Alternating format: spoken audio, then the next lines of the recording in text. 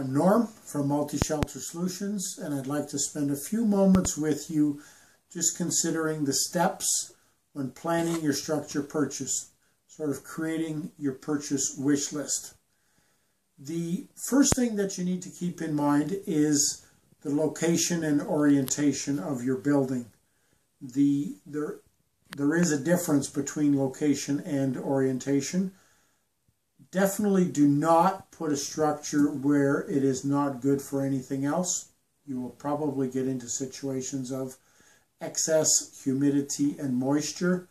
The other thing to consider with orientation is you would like the structure to be in line with the prevailing wind so that it will shed snow better. You're going to get a balanced snow load, and ventilation is going to be easier when you can set the building up this way. One of the big things in the choices that we offer, because we don't bend anything before we get an order, is that you have choices both for length and width and also for height. By using different lengths of steel, we can create these widths and lengths and heights for you. So it is important for us to understand what you're trying to accomplish and what you're dealing with, and so then we can recommend a shape and a size that is going to do the job for you. The next area that you have some significant choice with has to do with the base and foundation. The two different ways of anchoring that we have, we can either supply anchor posts for direct anchoring, or the structure can be mounted on a base beam. The problem, or the potential problem, with the anchor post is that they have to be very precisely set. So if you're dealing with a lot of rocks where you are, or extremely heavy clay, which is going to lead to heaving, you're not going to be able to put them in a straight line or properly spaced. The structure will still fit, but it's not going to look the part without doing some extensive excavating to get rid of those stones. When using anchor posts, at the very least, you need to have the four corners set into concrete. Another area that we offer significant choices is with the cover.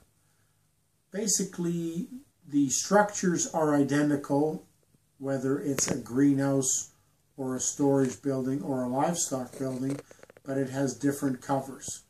We have four basic covers that we offer as choices. Two that are plastic. We have a white and a clear plastic, and then we also have a white and a green tarp. The plastic is a lot more economical, but it has a shorter life. But one of the choices that we do have for plastic is that we can go with a double layer with air in between. The reason for doing this, it reduces heat loss by at least 30%, and it minimizes condensation. Because of the shock absorber factor of double plastic with air between, it is also an extremely effective way of dealing with heavy winds when hanging onto other covers is a challenge. The next area where you have some choices to consider is with the ventilation. A lot of our buildings are supplied with roll-up sides. This will allow you to have ventilation, natural air movement for the length of the building. The nice thing about this is that you can have one side open more than the other side, depending on which way the wind is coming from. It's a very economical consideration from an upfront cost. The downside is that you have to be there to open it and you have to be there to close it. And the last area that I want to touch on for a minute where you have choices has to do with the ends.